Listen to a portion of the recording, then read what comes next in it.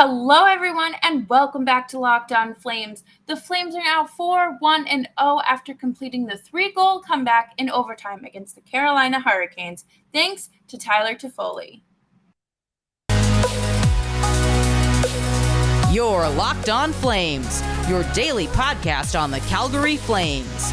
Part of the Locked On Podcast Network, your team every day.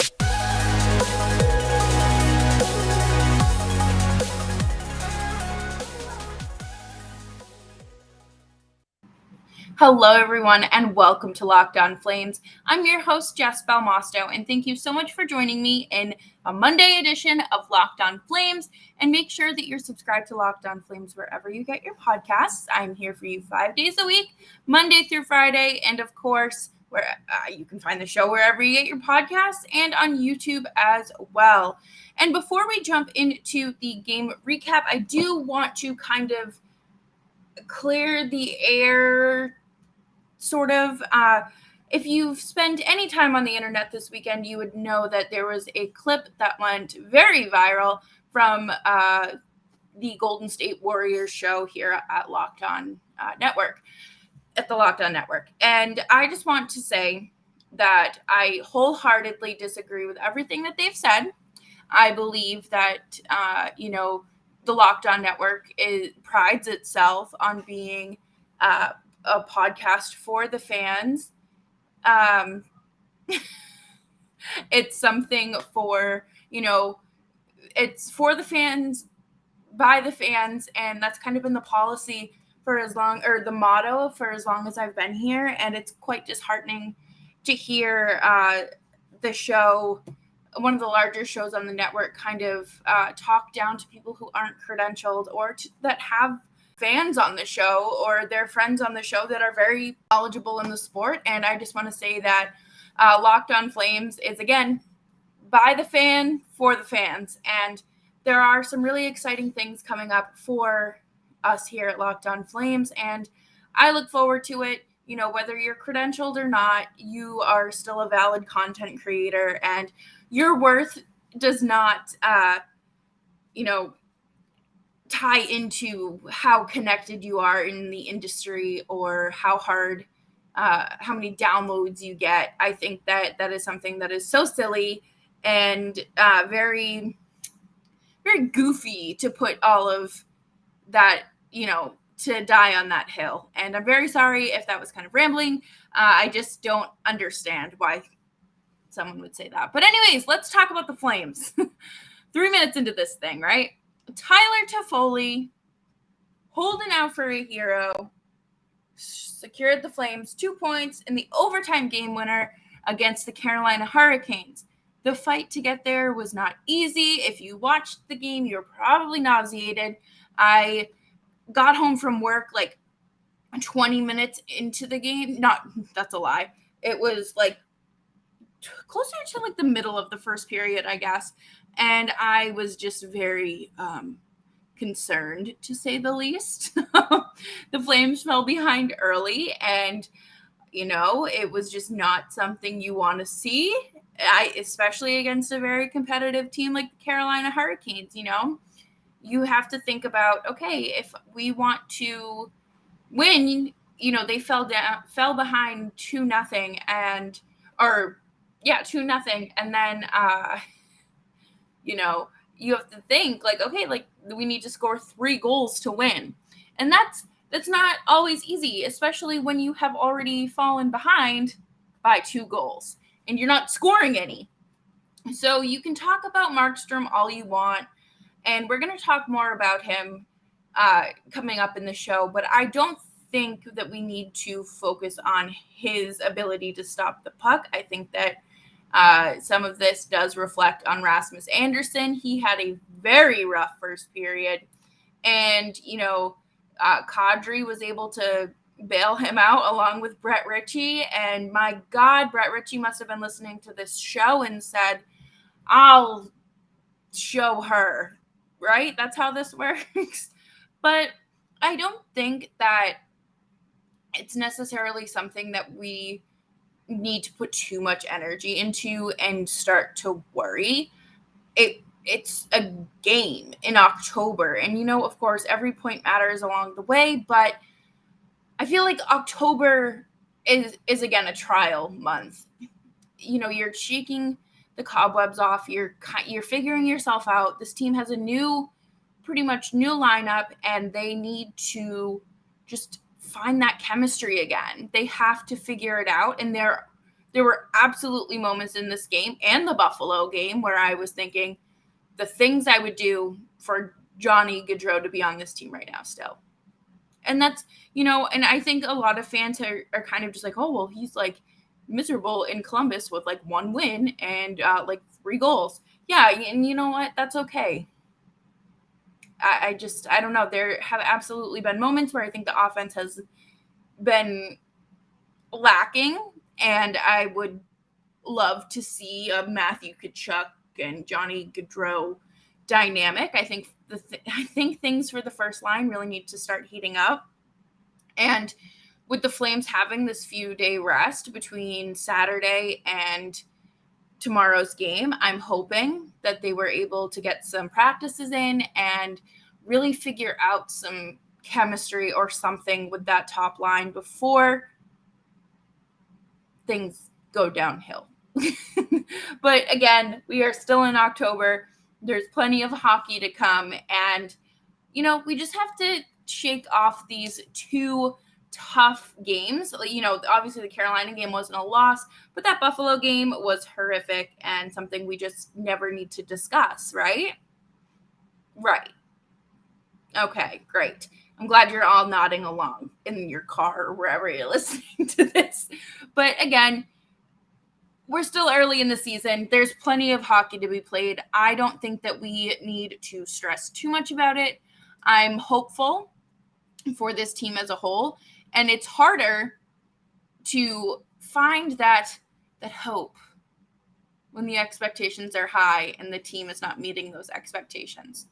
And coming up next, we are going to talk about a player who is not meeting expectations. And again, why we just need to take a few deep breaths and recenter ourselves. But first, I want to talk to you about our friends at SimpliSafe. The numbers don't lie. In the last decade, over 4 million people have chosen SimpliSafe home security to protect their homes. You don't earn trust of that many people without doing something right. At SimpliSafe, your safety is the only thing that matters. With 24/7 professional monitoring, the SimpliSafe agents call you the moment a threat is detected. SimpliSafe blankets your home in protection with advanced sensors in every room and to detect motion, and HD security cameras for inside and outside of your home. Customize the perfect system for your home in just a few minutes at simplisafe.com/lockedonnhl. Save 20% on your SimpliSafe security system when you sign up for an interactive monitoring plan and get your first month free. Visit simplisafe.com/lockedonnhl to learn more. There's no place like SimpliSafe. Thank you all again for tuning in to Locked On Flames and making this show part of your day. We have some very exciting things coming up, so make sure that you are hanging out and subscribe so you don't miss the news. And you can subscribe anywhere you get your podcasts as well as YouTube. Let's halt the brakes. Let's pull the e-brake or slam on your brakes, pull the e-brake, throw the car in park on these overreactions. People are saying just some very nonsensical things about Jacob Markstrom. And I think that it is funny. Not funny, haha, but funny, have you watched hockey? Sort of, I think the expectations have been incredibly high for Markstrom since he signed his contract here in Calgary, and he's going to be fine. Okay. The first season, he was good. The rest of the team, not so much. And then last year, he was phenomenal. Okay. And this year is starting off on a shaky note, which is why I think fans are not uncomfortable, but they're nervous. It has them on edge a little bit, right? Let's take a look at last October. He had a 957 save percentage with a 1.33 goals against average. All right, see, that's pretty good, right? I would say that is stellar and definitely explains how he finished second in the Vezina Trophy voting behind Igor Shesterkin. But through four games, he has a 2.93 goals against average and an 882 save percentage. Is anyone else looking at those numbers and thinking, by God, that is David Riddick or Cam Talbot? You look at those numbers and you don't feel too great. And I get it. But this is not going to be a long-term thing for Jacob Markstrom. And I would bet all of my money on that, because some players just start the season off shaky. All right. Tuukka Rask, notorious for having horrible October starts. Notorious. But once you find, like, some players just have like this block. And it's nothing that they can truly control. I just think, getting back into the rhythm of things may be an issue, or they just aren't playing well, or they're deep. Like, there's so many contributing factors that could be this. And I'm not going to sit here and speculate why Jacob Markstrom has nearly 3 goals against average. Like, that's not what I'm here for. But I think that Jacob Markstrom is someone that holds himself to such a standard that he knows that this is not going to be a long-term thing. And anybody who has watched Jacob Markstrom play hockey knows, or quite literally any goaltender, any starting goaltender, you watch them, do these ups and downs throughout the season. Sometimes players start off rough, and sometimes they start hot, and then they plummet a little bit, and then they plateau, and then they go back to where, like, their peak performance. And that is the nature of the game. You are not going to have a goaltender. Like, realistically, 32 teams are not going to have a starting goaltender that is playing at their best throughout the season, like throughout 82 games or however many games they're starting. Sometimes you just get crapped on. And that's okay. Sometimes that's the wake-up call that you need. But like I said, Markstrom is not the type of player to allow this to affect him deeply. I think that he's one of the players that just lets things roll off his back. And this is not going to be a long-term issue. I promise you. So let's figure out how to take some deep breaths, center ourselves, head into the rest of the month with a positive attitude. I think we just need to recenter ourselves and put on some relaxing music and just be like, Jacob Markstrom will be okay. Because he always is. And that's what we're going to do, right? And the other thing about Markstrom is that he holds himself to such a high standard that he will bounce back. And I don't think that he's a player that allows himself to get into his head. Like I said, it's 4 games. 4 games. It's not that big of a deal. Not that big of a deal. If this was, maybe October, November, and parts of December, then yeah, I would probably be like, do we have a goalie controversy here in Calgary? But we don't. And stop trying to create one. Okay? Great. Coming up next, we are going to preview this week ahead in Calgary, and I think it's going to be a great time. Thank you all for hanging out with me at Locked On Flames. I appreciate you, and make sure to follow me on Twitter at Jess Belmosto, and you can follow the show at LO_FlamesPod. The Pittsburgh Penguins are coming to town tomorrow. They are 4-0-1 so far this season. No regulation losses, which is pretty impressive if I do say so myself. The Flames have been resting since Saturday. They're all, I guess there was snow in Calgary over the weekend, so I wonder if any of them took their kids to play or their dogs out to play or anything like that. But, this is the second half of a back-to-back for Sidney Crosby's led Pittsburgh Penguins. They're playing Edmonton tonight, which I think will be a good game. I think that the Flames will have their work cut out for them. That's, very obvious. I think that when you look at a team that's won the Stanley Cup in the last 5 to 7 years, I think you have to really look at the Pittsburgh Penguins and look at how they have remained competitive over the years, even if they haven't necessarily made it back to the Cup final since 2017. Wait, they haven't won a Cup since I started covering hockey, more closely. Am I the reason for the Pittsburgh Penguins curse? It's me. Hi, I'm the problem. It's me. Just kidding. But no, I think that, when you look at any of these teams, you have to look at how they've sustained themselves. And I think that the Penguins are an excellent example of that. They were able to bring back Malkin and Letang, and they're still a good team, clearly. Through 5 games, they don't have a regulation loss. But right now, they are without Jake Gunsel, which is a huge loss for them. Another 40-goal scorer on the team. And they've been playing really well. And I think if you listen to Locked On Penguins with Hunter, you will know what you're getting into with them. And I think it's so important to really appreciate the longevity that the Penguins have had. And I'm almost curious if the Flames could do something similar.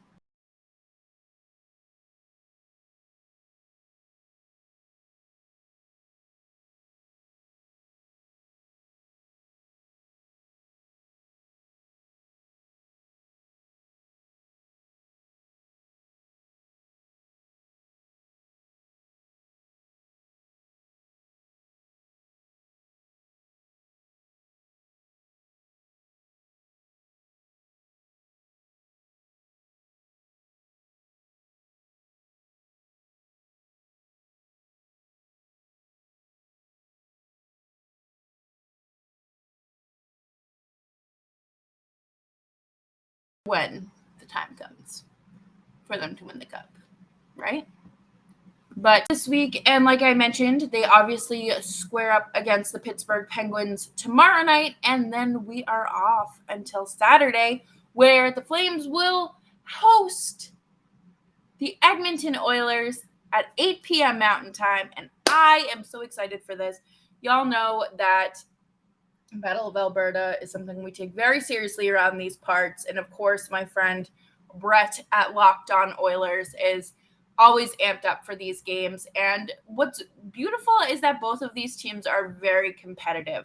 I am just looking at the Oilers stats now, and Connor McDavid has 10 points in the last 5 games.